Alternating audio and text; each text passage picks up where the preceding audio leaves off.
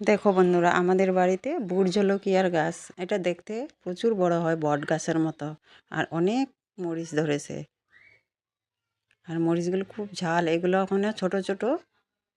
আরও 2-4 দিন গেলে আরও বড় হয়ে যাবে। এক সপ্তাহ পর আমি আবার ভিডিও করেছি। দেখো মরিচগুলো অনেকটা বড় হয়ে গেছে। এখন কিন্তু মরিচগুলো একদম পোক্ত হয়ে গেছে। আরও 1 সপ্তাহ খানিক গেলে মরিচগুলো একদম পেকে লাল হয়ে যাবে। আর প্রচুর ঝাল। তোমরা কে কে এই ঝাল লঙ্কা খেতে পছন্দ করো কমেন্ট করে বলবে। কেউ কেউ আবার এগুলোকে নাগা মরিচও বলে, আমাদের এখানে বলে বুটজলকিয়া। আর পেকে যাওয়ার পরও আমি ভিডিও করে তোমাদের দেখাবো। আর এখানে দেখো পাশে হয়েছে এগুলা নাগা ধনিয়া বলে, আমাদের এখানে বলে নাগা ধনিয়া। খুব সুন্দর গন্ধ।